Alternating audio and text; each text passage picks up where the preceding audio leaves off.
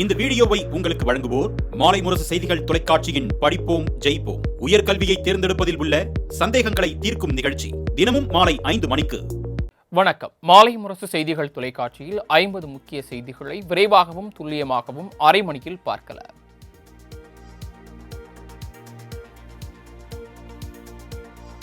அகமதாபாத் விமான விபத்தில் 270 பேர் உயிரிழந்ததாக மத்திய விமான போக்குவரத்து துறை அமைச்சர் ராம்மோகன் நாயுடு அதிகாரப்பூர்வமாக அறிவித்துள்ளார். டெல்லியில் செய்தியாளர்களை சந்தித்து பேசிய அவர், அகமதாபாத் விமான நிலையத்திலிருந்து புறப்பட்டு 2 கிலோமீட்டர் தூரத்தில் விமானம் விபத்துக்குள்ளானதாகவும் 650 அடி உயரத்திலிருந்து கீழே விழுந்து நொறுங்கியதாகவும் தெரிவித்தார். கருப்பு பெட்டியில் உள்ள தகவல்களை மீட்பதற்கான முயற்சிகள் தொடர்ந்து நடைபெற்று வருவதாக குறிப்பிட்ட மத்திய அமைச்சர், விபத்து தொடர்பாக மத்திய மாநில அரசு அதிகாரிகள் அடங்கிய உயர்மட்ட குழு விசாரணை நாளை தொடங்க உள்ள நிலையில் அறிக்கை தாக்கல் செய்ய 3 மாதங்கள் கால அவகாசம் கொடுக்கப்பட்டுள்ளதாகவும் தெரிவித்தார். மனைவியின் அஸ்தியை கரைக்க இந்தியா வந்த நபர் அகமதாபாத் விமான விபத்தில் உயிரிழந்த சம்பவம் சோகத்தை ஏற்படுத்தியுள்ளது. லண்டனில் வாழ்ந்து வந்த அர்ஜுன் என்பவர் தனது மனைவியின் அஸ்தியை கரைப்பதற்காக இந்தியா வந்த நிலையில் சொந்த ஊருக்கு சென்று அங்குள்ள ஆற்றில் அஸ்தியை கரைத்துள்ளார். இந்த நிலையில் மீண்டும் லண்டன் செல்ல ஏர் இந்தியா விமானத்தில் ஏறிய அர்ஜுன் அகமதாபாத் விமான விபத்தில் உயிரிழந்துள்ளார். மேலும் அர்ஜுனுக்கு 4 மற்றும் 8 வயது 2 மகள்கள் உள்ளது குறிப்பிடத்தக்கது.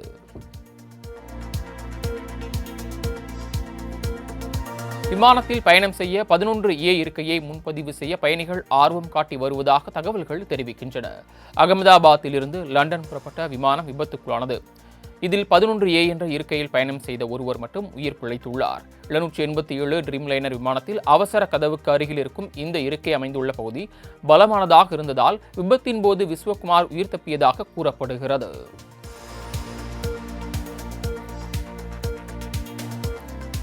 இஸ்ரேல் மீதான ஏவுகணை தாக்குதலை தடுக்க நினைத்தால் அமெரிக்கா, பிரான்ஸ், பிரிட்டன் உள்ளிட்ட நாடுகளை தாக்குவோம் என ஈரான் மிரட்டல் விடுத்துள்ள சம்பவம் போர் பதற்றத்தினை அதிகரித்துள்ளது.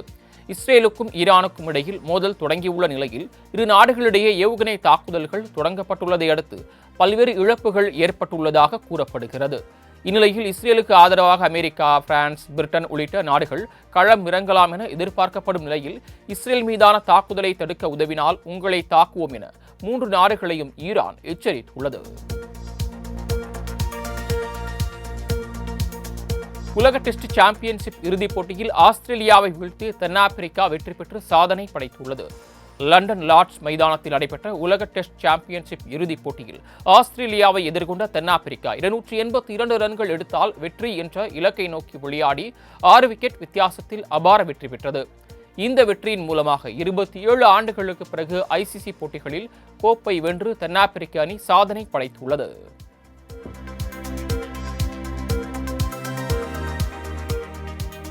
பிரதமர் நரேந்திர மோடி நாளை முதல் 19ஆம் தேதி வரை 3 நாடுகளுக்கு 5 நாள் அரசுமுறை பயணம் மேற்கொள்ள உள்ளதாக வெளியுறவுத்துறை அமைச்சகம் அறிவித்துள்ளது. அதன்படி சைப்ரஸ் அதிபர் நிக்கோஸ் கிறிஸ்டோவினாலுடன் அழைப்பின் பேரில் அந்நாட்டுக்கு பயணம் மேற்கொள்வதோடு அதன் பின்னர் ஜூன் 16 மற்றும் 17 ஆகிய தேதிகளில் கனடாவில் நடைபெறும் G7 உச்சி மாநாட்டில் பிரதமர் மோடி பங்கேற்கிறார். பின்னர் அங்கிருந்து ஜூன் 18ஆம் தேதியன்று குரேஷியாவுக்கு பயணம் மேற்கொள்ளும் நிலையில் இந்த சுற்றுப்பயணத்தினால் மத்திய தரைக்கடல் பிராந்தியம் மற்றும் ஐரோப்பிய ஒன்றியத்துடன் உடனான இந்தியாவின் உறவுகள் வலுப்படும் என தெரிவிக்கப்பட்டுள்ளது.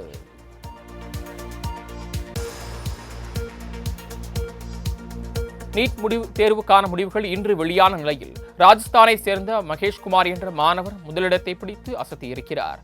நாடு முழுவதும் கடந்த மாதம் 4ஆம் தேதி நீட் தேர்வு நடைபெற்றதில் 22,09,118 பேர் தேர்வு எழுதிய நிலையில் 12,36,531 பேர் தேர்ச்சி பெற்றுள்ளனர். ராஜஸ்தானை சேர்ந்த மகேஷ்குமார் என்ற மாணவர் 720ற்கு 686 மதிப்பெண்கள் பெற்று முதலிடம் பிடித்துள்ளார். தமிழகத்தில் 1,35,000 பேர் தேர்வு எழுதிய நிலையில் 76,000 பேர் தேர்ச்சி பெற்றுள்ளனர். தமிழகத்தை சேர்ந்த சூரிய நாராயணன் என்ற மாணவர் தேசிய அளவில் 27வது இடத்தையும் தமிழக அளவில் முதலிடத்தையும் பெற்று வெற்றி பெற்றுள்ளார்.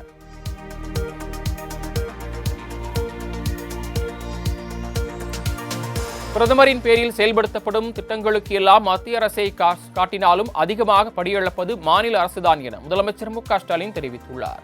இதுகுறித்து அவர் வெளியிட்டுள்ள எக்ஸ் தள பதிவில், பிரதமரின் வீடு வழங்கும் திட்டம், மீன்வள திட்டம், உயிர்நீர் என பிரதமரின் பெயரையும் முகத்தையும் தாங்கிச் செல்லும் திட்டங்களுக்கு எல்லாம் மாநில அரசு படியிழப்பதாக தெரிவித்துள்ளார். மேலும் சேலம் அரசு விழாவில் பேசியது போல் படையப்பா காமெடி மாப்பிள்ளை அவர்தான், ஆனால் அவர் போட்டிருக்கும் சட்டை என்னுடையது என பேச வேண்டிய சூழ்நிலைக்கு தள்ளப்பட்டுள்ளதாகவும், இனியாவது கண்ணாடி வீட்டிலிருந்து கொண்டு கல்லறிய பழக்கத்தை பாஜக அரசு மாற்றிக்கொள்ள வேண்டும் எனவும் குறிப்பிட்டுள்ளார்.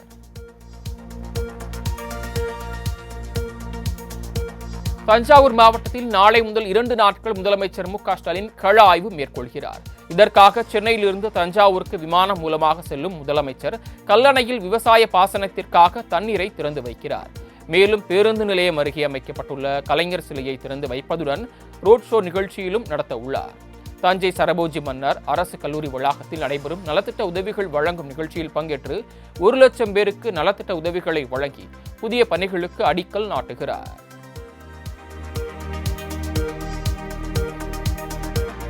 மதுரை வி. சத்திரப்பட்டி காவல் நிலையத்திற்குள் புகுந்து ரவுடி கும்பல் தாக்குதல் நடத்தியதை கண்டித்து அதிமுகவினர் தர்ணாவில் ஈடுபட்ட நிலையில் முன்னாள் அமைச்சர் ஆர்.பி. உதயகுமாரை போலீசார் கைது செய்தனர். வி. சத்திரப்பட்டி காவல் நிலையத்தில் தகராறில் ஈடுபட்ட ரவுடிகள் 2 தலைமை காவலர் பால்பாண்டி என்பவரை தாக்கிவிட்டு தப்பிச் சென்றனர். இதுகுறித்து அதிமுக முன்னாள் அமைச்சர் ஆர்.பி. உதயகுமார் கேட்டறிய நேரில் சென்றார். ஆனால் அவர் முத்துராமலிங்கபுரத்தில் தடுத்து நிறுத்தப்பட்ட நிலையில் 50க்கும் மேற்பட்டோர் போராட்டத்தில் ஈடுபட்டனர்.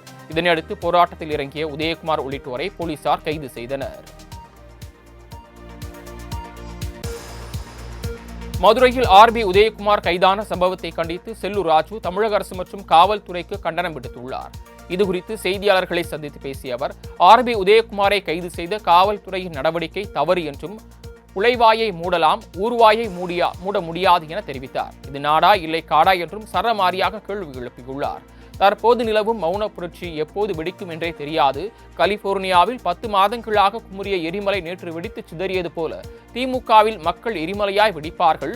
அதில் திமுக பஸ்மமாகிவிடும் என காட்டமாக தெரிவித்துள்ளார்.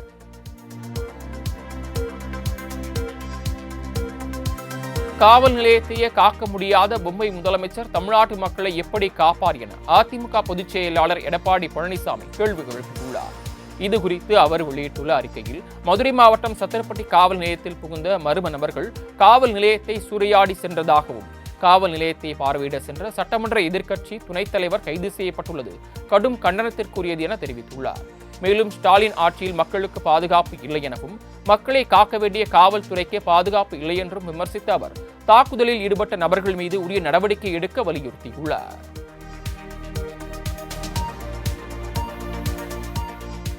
பேச்சை குறைத்துக் கொண்டு செயல்பாட்டை அதிகரிக்க வேண்டுமென கட்சி நிர்வாகிகளிடம் மக்கள் நீதி மய்யம் தலைவர் கமல்ஹாசன் வலியுறுத்தியுள்ளார். சென்னை ஆழ்வார்பேட்டையில் உள்ள மக்கள் நீதி மய்யம் கட்சியின் தலைமை அலுவலகத்தில் அக்கட்சியின் தலைவர் கமல்ஹாசன் கட்சி நிர்வாகிகளை சந்தித்து கலந்துரையாடினார். தொடர்ந்து ஜூலை மாதம் 25ஆம் தேதி கமலஹாசன் மாநிலங்களவை உறுப்பினராக பதவியேற்பதை அடுத்து கட்சி சார்பில் பிரம்மாண்ட மாநாடு, சுற்றுப்பயணம், 2026 சட்டமன்ற தேர்தல் என தேர்தல் பணிகளில் அதிக கவனம் செலுத்தி வருவதாக தெரிவித்தார். இந்நிலையில் நிர்வாகிகளிடம் பேச்சை குறைத்துக் கொண்டு செயல்பாட்டை அதிகரிக்க வேண்டும் என கமல்ஹாசன் வலியுறுத்தியுள்ளார்.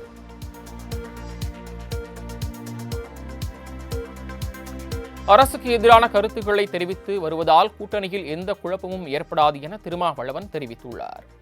சென்னை விமான நிலையத்தில் செய்தியாளர்களை சந்தித்த அவர், மதச்சார்பின்மை பேரணியில் பல்லாயிரக்கணக்கான விசிக மதச்சார்பின்மை என்கிற கருத்தியலை சிதைக்கின்ற நோக்குடன் பாஜக செயல்படுவதாகவும், இஸ்லாமியர்கள் மற்றும் கிறிஸ்தவர்களுக்கு எதிரான கருத்துக்களை மையப்படுத்திய பாஜக அரசு செயல்பட்டு வருவதாக குற்றம் சாட்டியுள்ளார். மதச்சார்பின்மையை பாதுகாக்க வேண்டும் என குரல் கொடுக்க வேண்டிய காரணம் எழுந்துள்ளதாகவும் திருமாவளவன் தெரிவித்தார். தொடர்ந்து கீழடி அகழாய்வு அறிக்கையை உடனடியாக வெளியிட வேண்டும் என கேட்டுக்கொண்ட அவர், அறிவியல் பூர்வமான ஆய்வுகளின் அடிப்படையில்தான் இந்த காலம் கணிக்கப்பட்டுள்ளதாக தெரிவித்தார். தமிழ்நாட்டில் யார் அந்த சார் என கேள்வி கேட்கும் அதிமுகவினர் கொடநாடு கொலை வழக்கில் சம்பந்தப்பட்ட சார் பற்றி சொல்ல முடியுமா என நாம் தமிழர் கட்சியின் தலைமை ஒருங்கிணைப்பாளர் சீமான் கேள்வி எழுப்பியுள்ளார். தூத்துக்குடி விமான நிலையத்தில் செய்தியாளர்களை சந்தித்த அவர் இவ்வாறு தெரிவித்தார்.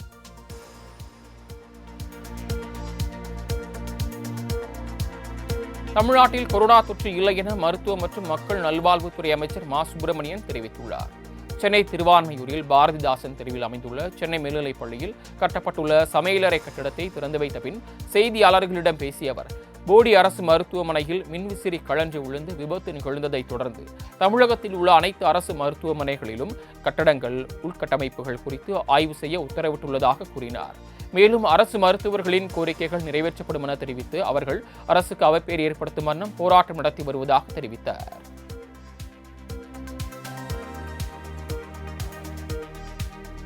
புதியதாக நியமிக்கப்பட்ட பாமக மாவட்ட செயலாளர்கள் தலைவர்களுடன் ராமதாஸ் நாளை ஆலோசனை கூட்டம் நடத்த உள்ளதாக தகவல்கள் வெளியாகியுள்ளது. பாமக நிறுவனர் ராமதாசுக்கும் அவரது மகன் அன்புமணிக்கும் இடையே கருத்து மோதல் நீடித்து வருகிறது.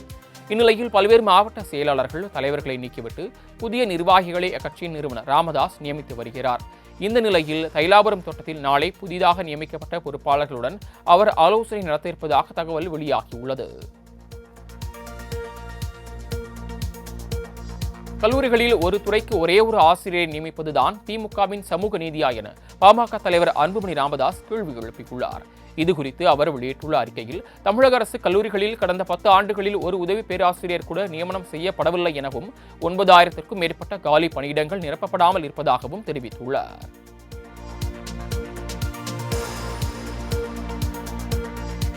தேசிய ஜனநாயக கூட்டணியில் எந்த கட்சிக்கு எத்தனை இடம் என்பதை எடப்பாடி பழனிசாமி தான் முடிவு செய்வார் என்று பாஜக மாநில துணைத் தலைவர் கே.பி. ராமலிங்கம் தெரிவித்துள்ளார். சேலம் நெடுஞ்சாலை நகரில் அதிமுக பொதுச் செயலாளர் எடப்பாடி பழனிசாமியை சந்தித்து முருக பக்தர்கள் மாநாட்டிற்கு அழைப்பு விடுத்த பின் செய்தியாளர்களை சந்தித்த அவர் இதனை தெரிவித்தார்.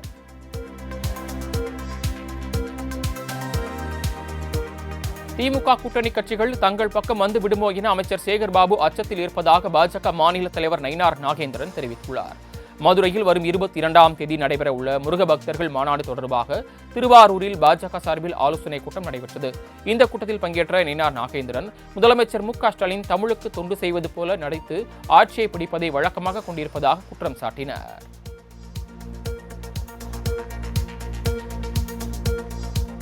சென்னை புழலில் நில மோசடி புகாரில் கைது செய்யப்பட்ட பாஜக நிர்வாகி மின் ரமேஷ் கடலூர் சிறையில் அடைக்கப்பட்டார்.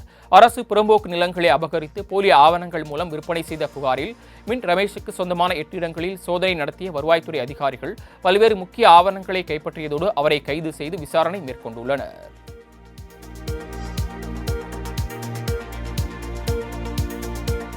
கோவையில் நகைக்கடை உரிமையாளரை தாக்கிவிட்டு 1.25 கிலோ தங்க கட்டிகளை கொள்ளையடித்துச் சென்ற கும்பலை பிடிப்பதற்கு 5 தனிப்படைகள் அமைக்கப்பட்டுள்ளன.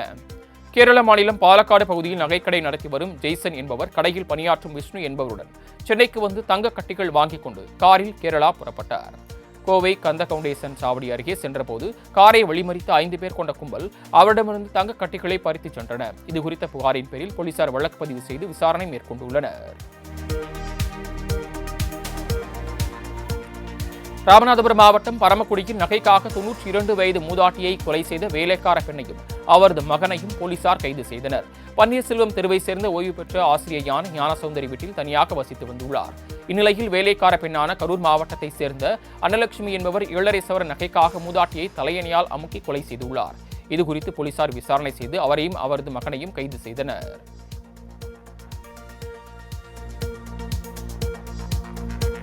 திருப்பூரில் பெற்ற மகளுக்கு தந்தை பாலியல் தொல்லை கொடுத்த விவகாரத்தில் ஜாமீனில் வெளியே வந்த கணவன் மனைவியின் கழுத்தை அறுத்த சம்பவம் பரபரப்பை ஏற்படுத்தியிருக்கிறது. திருப்பூர் முகலிவாக்கம் பகுதியைச் சேர்ந்த குமார் என்பவர் தனது மகளுக்கு பாலியல் தொல்லை கொடுத்து கைது செய்யப்பட்டார். இந்த நிலையில் ஜாமீனில் வெளியே வந்த குமார் தனது மனைவியை சந்தித்து குடும்பம் நடத்தி வருமாறு அழைத்திருக்கிறார். ஆனால் மகேஸ்வரி மறுத்ததால் ஆத்திரமடைந்த குமார் வீட்டிலிருந்த அரிவாள் மனையால் மனைவியின் கழுத்தை வெட்டியுள்ளார். படுகாயங்களுடன் மீட்கப்பட்ட அவர் மருத்துவமனையில் சிகிச்சைக்காக சேர்க்கப்பட்டுள்ளார். நாகை அருகே தற்கொலை செய்து கொண்டதாக கூறப்படும் பெண்ணின் உடலில் காயங்கள் இருந்ததால் வரதட்சணை கொடுமையால் அடித்துக் கொல்லப்பட்டாரா என்ற சந்தேகம் எழுந்துள்ளது. மணக்குடியைச் சேர்ந்த வெண்ணிலா என்பவருக்கும் கருப்பன்புலம் கிராமத்தைச் சேர்ந்த முருகானந்தம் என்பவருக்கும் கடந்த 3 ஆண்டுகளுக்கு முன்பு திருமணம் நடைபெற்றது. இந்நிலையில் திடீரென வெண்ணிலா தூக்கு போட்டு தற்கொலை செய்து கொண்டதாக வந்த தகவலை கேட்டு அதிர்ச்சியடைந்த வெண்ணிலாவின் பெற்றோர் வேதாரண்ய மருத்துவமனையில் வைக்கப்பட்டிருந்த மகள் உடலை பார்த்து கதறி அழுதனர். வெண்ணிலாவின் உடலில் பல்வேறு பகுதிகளில் காயம் இருந்ததை கண்ட பெற்றோர் முருகானந்தத்தின் குடும்பத்தினர் அடித்துக் கொன்றுவிட்டு தற்கொலை நாடகம் ஆடுவதாக குற்றம் சாட்டியுள்ளனர். தமிழ்நாடு முழுவதும் நாளை அரசு பணியாளர் தேர்வாணையத்தால் நடத்தப்படும் குரூப் 1 பணியிடங்களுக்கான தேர்வு நடைபெற உள்ள நிலையில் அதற்கான ஏற்பாடுகள் நடைபெற்று வருகின்றன. டிஎன்பிஎஸ்சி சார்பில் உதவி ஆட்சியர், டிஎஸ்பி, வணிக வரி உதவி ஆணையர், ஊரக வளர்ச்சி உதவி இயக்குநர் உட்பட குரூப் 1 பணியிடங்களில் 70 காலி பணியிடங்களுக்கும் குரூப் 1A, குரூப் 1 மற்றும் குரூப் 1A பதவிகளுக்காக மொத்தம் 2,49,296 பேர் விண்ணப்பித்துள்ளனர். இதனைத் தொடர்ந்து குரூப் 1 மற்றும் குரூப் 1A முதல்நிலை போட்டித் தேர்வுகள் நாளை தமிழகத்தின் 38 மாவட்டங்கள் மற்றும் 6 தாலுகாக்கள் என மொத்தம் 44 இடங்களில் நடைபெற உள்ளது. நீலகிரி மாவட்டத்தில் இன்றும் நாளையும் அதி கனமழைக்கான ரெட் அலர்ட் விடுக்கப்பட்டுள்ளது. தென்னிந்திய பகுதிகளின் மேல் நிலவும் வளிமண்டல மேலடுக்கு சுழற்சி காரணமாக இன்று கோவை, நெல்லை, தென்காசி, கன்னியாகுமரி ஆகிய 4 மாவட்டங்களில் மிக கனமழைக்கும், திருப்பூர், தேனி, திண்டுக்கல் மாவட்டங்களில் கனமழைக்கும் வாய்ப்பிருப்பதாக தெரிவிக்கப்பட்டுள்ளது. இதேபோல நாளை கோவை, நெல்லை, தேனி, தென்காசி, கன்னியாகுமரி ஆகிய 5 மாவட்டங்களில் மிக கனமழையும், ஈரோடு, சேலம், தருமபுரி, திருப்பூர், திண்டுக்கல், மதுரை, விருதுநகர் ஆகிய 7 மாவட்டங்களில் கனமழையும் பெய்யக்கூடும் என கணிக்கப்பட்டுள்ளது. சேலம் மாவட்டம் மேட்டூர் அணையிலிருந்து காவேரி ஆற்றில் திறந்துவிடப்பட்ட நீர் திருச்சி முக்கொம்பு அணைக்கு வந்தடைந்ததால் விவசாயிகள் மகிழ்ச்சியடைந்துள்ளனர். கடந்த 12ஆம் தேதி முதலமைச்சர் மு.க.ஸ்டாலின் மேட்டூர் அணையிலிருந்து நீரை திறந்து வைத்தார். இந்நிலையில் நீரானது முக்கொம்பு அணைக்கு வந்தடைந்துள்ளது. இதனையடுத்து அதனை வரவேற்கும் விதமாக விவசாயிகள் தாரை தப்பட்டை முழக்கத்துடன் காவேரி தாய்க்கு மலர்களை தூவி நெற்களை வீசி வழிபட்டு வணங்கினர்.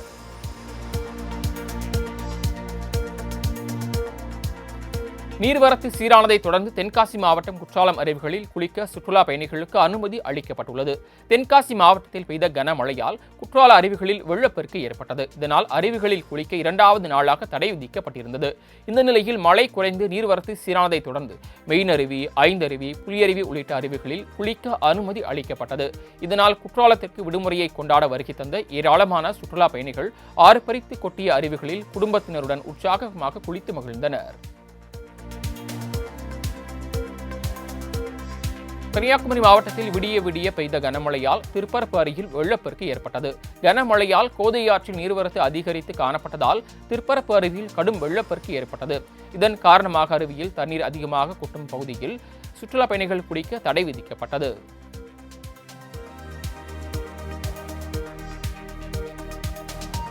சேலத்தில் பெய்த கனமழை காரணமாக கந்தம்பட்டி தரைப்பாலம் அடித்துச் செல்லப்பட்டதால் வாகன ஓட்டிகள் அவதிக்குள்ளாகினர்.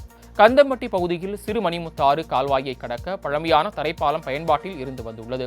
இந்நிலையில் சேலத்தில் கடந்த சில நாட்களாக பெய்த கனமழையால் கந்தம்பட்டி தரைப்பாலம் அடித்துச் செல்லப்பட்டது. இதனால் பள்ளிக்கு செல்லும் மாணவர்கள் மற்றும் வாகன ஓட்டிகள் அவதிக்குள்ளாகி வருகின்றனர். இதனையடுத்து பாலத்தை சீரமைத்து கொடுக்க வேண்டும் என அப்பகுதி மக்கள் கோரிக்கை விடுத்துள்ளனர். திருப்பூர் மாவட்டம் உடுமலை அமராவதி அணை கரையோர கிராம மக்களுக்கு வெள்ள அபாய எச்சரிக்கை விடுக்கப்பட்டுள்ளது. அமராவதி அணையின் நீர்பிடிப்பு பகுதிகளில் பெய்து வந்த மழை காரணமாக அணையின் நீர்மட்டம் படிப்படியாக உயர்ந்து மொத்தமுள்ள 90 அடியில் 85 அடியை எட்டியுள்ளது. மேலும் அணைக்கு நீர்வரத்து அதிகரிக்கக்கூடும் என்பதால் பாதுகாப்பு கருதி அணையிலிருந்து தண்ணீர் திறந்துவிடும் என எதிர்பார்க்கப்படுகிறது. எனவே கரையோரம் உள்ள மக்களுக்கு வெள்ள அபாய எச்சரிக்கை விடுக்கப்பட்டுள்ளது.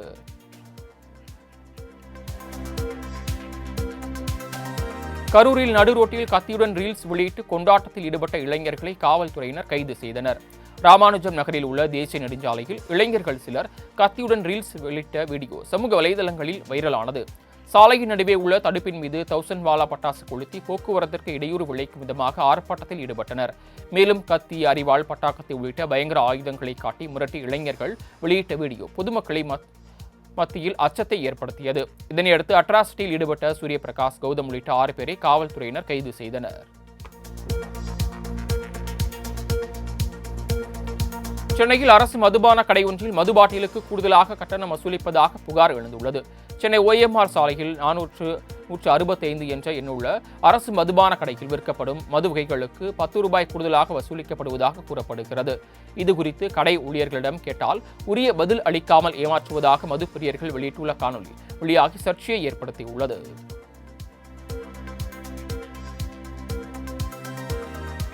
சென்னை கொளத்தூரில் மெத்தபட்டமைன் வைத்திருந்த வழக்கில் மேலும் ஒருவரை போலீசார் கைது செய்துள்ளனர்.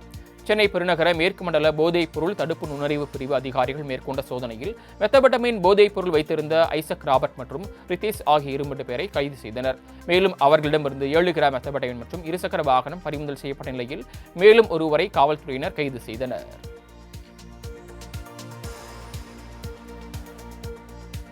குடியரசு துணைத் தலைவர் ஜெகதீப் தன்கர் தமிழகம் வருவதையொட்டி விமான நிலைய பகுதிகளில் அடுத்த 2 நாட்களுக்கு ட்ரோன் பறக்க தடை விதிக்கப்பட்டுள்ளது. சென்னை விமான நிலையத்திற்கு நாளை வருகை தரும் ஜெகதீப் தன்கர் அங்கிருந்து புதுச்சேரிக்கு செல்ல உள்ளார். இதற்காக போலீஸ் பாதுகாப்பு பலப்படுத்தப்பட்டுள்ளது.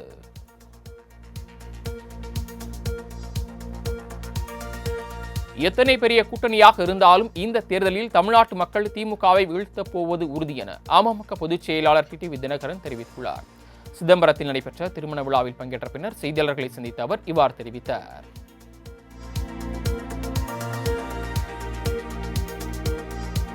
மீன்பிடி தடைக்காலம் முடிவுள்ளதை தொடர்ந்து தூத்துக்குடியில் மீன்பிடிக்க செல்வதற்கான ஆயத்த பணிகளில் மீனவர்கள் மும்முரம் காட்டி வருகின்றனர். மீன்களின் இனப்பெருக்கத்திற்காக அமல்படுத்தப்பட்டிருந்த மீன்பிடி தடைக்காலம் இன்றுடன் முடிவடைகிறது. 60 நாட்களுக்கு பிறகு மீன்பிடிக்க செல்வதற்காக மீனவர்கள் தயாராகி வருகின்றனர். அந்த வகையில் தூத்துக்குடியில் மீன்பிடிக்க செல்வதற்காக படகுகளை தயார் செய்யும் பணியில் மீனவர்கள் ஈடுபட்டுள்ளனர்.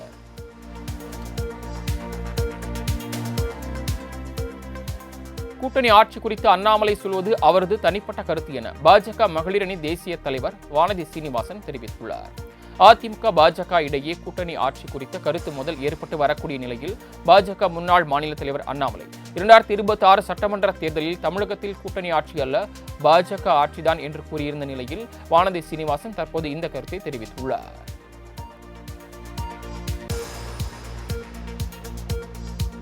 உலக பிரசித்தி பெற்ற தஞ்சை பெரிய கோயிலை பற்றிய முழு தகவல்களையும் தெரிந்து கொள்ளும் வகையில் QR கோடு வசதி ஏற்படுத்தப்பட்டுள்ளது.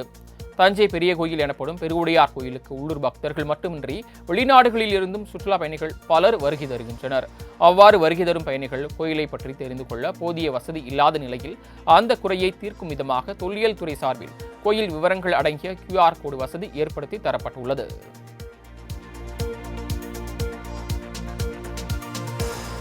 ஈரோடு மாவட்டம் பெருந்துறை அருகே வடமாநில பெண்ணுக்கு உல்லாசத்திற்கு அழைத்துச் கொன்ற 2 பேரை போலீசார் கைது செய்தனர். பெருந்துறை பகுதியில் உள்ள வாழைத்தோட்டத்தில் அழுகிய நிலையில் பெண் ஒருவர் சடலமாக கிடந்துள்ளார். இதுகுறித்த தகவலின் அடிப்படையில் சம்பவ இடத்திற்கு சென்ற போலீசார் அந்த உடலை மீட்டு CCTV காட்சிகளை ஆய்வு செய்தனர். அதில் வடமாநில பெண்ணான சிபானிதாஸ் மோண்டல் என்பவரை கொல்கத்தாவை சேர்ந்த 2 பேர் உல்லாசத்தில் ஈடுபட அழைத்து வந்து நகைக்காக கொலை செய்தது தெரிய வந்துள்ளது.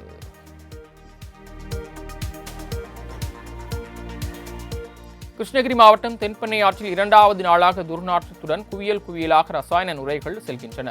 கிளவரப்பள்ளி நீர்த்தேக்க அணைக்கு கர்நாடக நீர்பிடிப்பு பகுதிகளில் பெய்து வரும் தொடர் மழையால் நீர்வரத்து 2வது நாளாக அதிகரித்து முழுவதுமாக தென்பெண்ணை ஆற்றில் வெளியேற்றப்பட்டு வருகிறது. நேற்று தென்பெண்ணை ஆற்றில் நுரை அதிகப்படியாக காட்சியளித்த நிலையில் இன்றும் துர்நாற்றம் வீசி அதிகப்படியான நுரை ஆற்றில் பொங்கி குவியலாக வெளியேறி வருகிறது.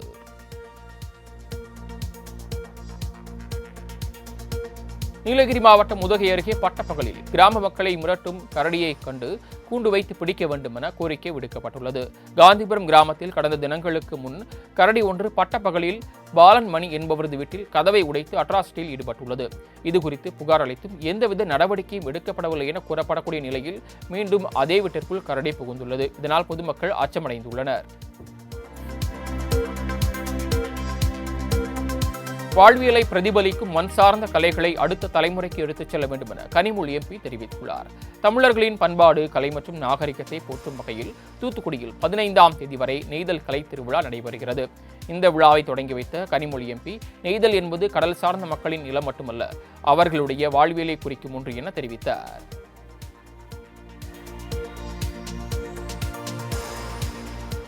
கர்நாடகாவில் வரும் 16ஆம் தேதி முதல் பைக் டாக்ஸிகள் ஓடாது என அறிவிக்கப்பட்டுள்ளது. கர்நாடகத்தில் பைக் டாக்ஸி சேவைக்கு போக்குவரத்து தடை விதித்தது. இந்த வழக்கு உயர்நீதிமன்ற பொறுப்பு தலைமை நீதிபதி காமேஸ்வர் ராவ், CM ஜோஷி ஆகியோர் அடங்கிய அமர்வு முன்னிலையில் விசாரணைக்கு வந்தது. அப்போது அரசு மற்றும் மனுதாரர்கள் வாதங்களை கேட்ட நீதிபதிகள் இதுகுறித்து மத்திய மாநில அரசுகள் விளக்கம் அளிக்கும்படி நோட்டீஸ் அனுப்பும்படி உத்தரவிட்டது. போக்குவரத்து துறையின் உத்தரவுக்கு தடை விதிக்க மறுத்துவிட்டது.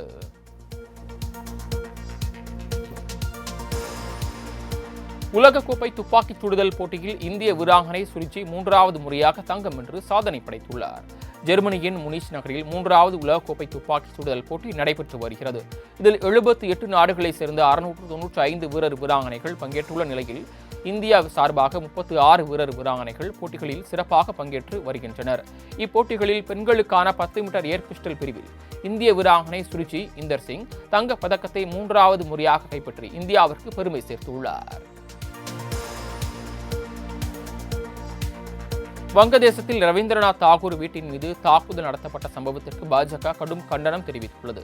வங்கதேசத்தில் நடந்த மாணவர் எழுச்சி போராட்டத்திற்கு பிறகு பிரதமர் பதவியை ராஜினாமா செய்த ஷேக் ஹசீனா அந்நாட்டை விட்டு வெளியேறி இந்தியாவில் தஞ்சமடைந்தார்.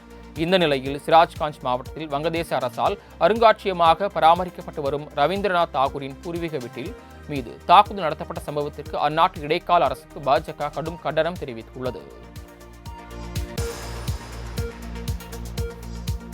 இந்திய கடற்பரப்பில் தீப்பிடித்து எரிந்த கப்பலில் இருந்து சில பொருட்கள் இலங்கையில் கரை ஒதுங்கியுள்ளன. அண்மையில் இந்திய கடல் பரப்பில் தீப்பிடித்து கவிழ்ந்த MSC எல்சா கப்பலில் 13 ஆபத்தான குழுகலன்கள் இருந்ததாக கூறப்படும் நிலையில் அதில் இருந்த நுண்ணிய பிளாஸ்டிக் போன்ற சிறிய அளவிலான உருண்டைகள் லட்சக்கணக்கில் இலங்கையின் கடற்கரைகளில் கரை ஒதுங்கி வருவதாகவும் அவற்றை அகற்றும் பணி தொடர்ந்து நடைபெற்று வருவதாக தெரிவிக்கப்பட்டுள்ளது. சென்னை சத்யபாமா பல்கலைக்கழகத்தின் பட்டமளிப்பு விழாவில் திரைப்பட இயக்குநர் அட்லிக்கு கௌரவ டாக்டர் பட்டம் வழங்கப்பட்டது. செம்மஞ்சேரியில் உள்ள சத்யபாமா அறிவியல் மற்றும் தொழில்நுட்ப நிகர்நிலை பல்கலைக்கழகத்தின் 34வது பட்டமளிப்பு விழா நடைபெற்றது. இந்த பட்டமளிப்பு விழாவில் திரைப்பட இயக்குநர் அட்லிக்கு கௌரவ டாக்டர் பட்டம் வழங்கப்பட்டுள்ளது.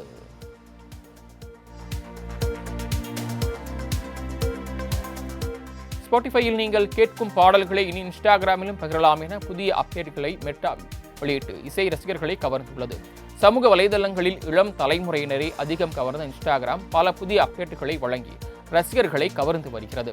அதன்படி ஸ்பாட்டிஃபையில் நீங்கள் கேட்கும் பாடல்களை இன்ஸ்டாகிராமிலும் நோட்ஸில் பகிரும் வகையில் புதிய அப்டேட் ஒன்றை மெட்டா வெளியிட்டுள்ளதால் இன்ஸ்டாகிராம் பயனாளர்கள் மகிழ்ச்சி அடைந்துள்ளனர்.